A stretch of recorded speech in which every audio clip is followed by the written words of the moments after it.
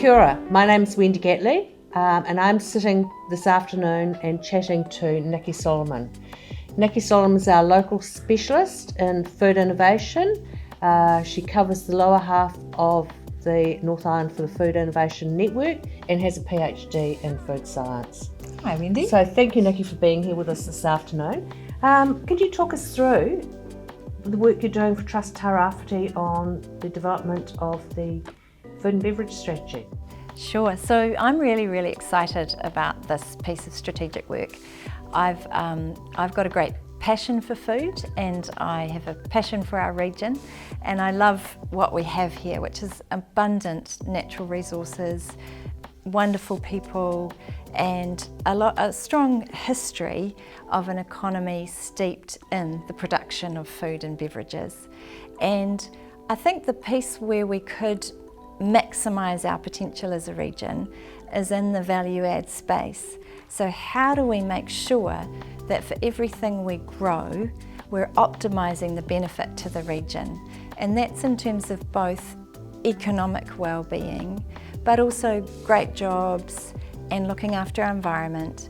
And all of that requires that we take a really long-term strategic view and that we understand what's happening in the world, what the big drivers are, what consumers want, what the impacts of climate change will mean, and what other countries are doing, what innovation is happening overseas that might change the way we do things, that might mean that the way that we've always done things will not allow us to be competitive anymore. And I think there's a superb opportunity for us to harness our natural resources and our wonderful people and really get ahead of the curve as a region. And there's quite a bit of reporting that suggests that we're not optimising our potential there. And so I'm really excited to have the opportunity to work with Trust Tairawhiti on this piece of strategy. So you think in further developing our food and beverage economy, we can bring wealth and well-being to our people? Absolutely. I think the food industry is a really exciting place to be right now. There's so many of the huge challenges that we face as humankind that are going to come back to food. How do we grow enough food to feed the planet's growing population? How do we grow that food and make sure it's distributed equitably? How do we make sure that we grow that food in an environment of climate change?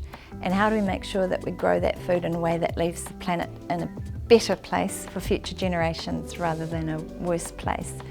And coming down from there, the food industry is a really wonderful place to have a career because you can be a hands-on person, you can be a behind the computer person. There's loads of really exciting opportunities and well-paid jobs in the food industry, and I think our region could really benefit from supporting innovation in that space.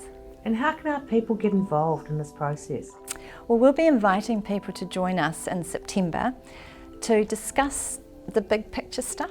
What's going on in the world, what are the big trends, what do consumers want, what are other countries doing, what might climate change mean, and to talk to us about what they see as our strengths as a region, our weaknesses as a region, and how we might address the threats and grab the opportunities that exist in the food and beverage innovation space. So you'll be giving producers and other people involved in the industry the opportunity to have their say? Absolutely. We really want to hear from everybody who's interested. We won't be forcing you to tell us what you think, but if you'd like to tell us what you think, we'd love to hear from you. We want people to feel a sense of ownership about this strategy. Ultimately, a strategy needs to be supported by an action plan. So I see that we need a vision for the region, a strategic vision, and then a plan. What do we do next week, next year, 2 years, 5 years to reach where we really want to be in 20 or 30 years' time? Okay, and so the Tairawhiti Economic Action Plan supports this activity?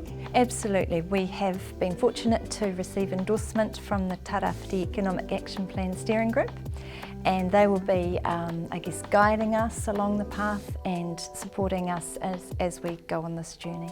Great. And what about after the meetings, after you've gathered up all this information, what's going to happen then?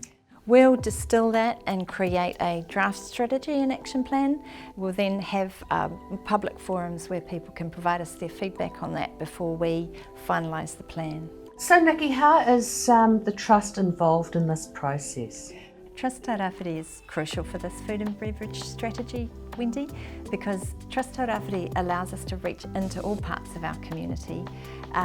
Trust Tairawhiti has established the wellbeing framework, which will be aligned with our strategic work, and this fits under the economy muka.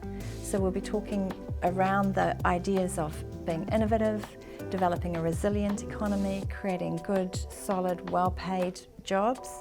And so Trust Tairawhiti gives us the strength, I guess, to produce something really wonderful for our community and then to implement it. Thank you, Nicky, that was fantastic.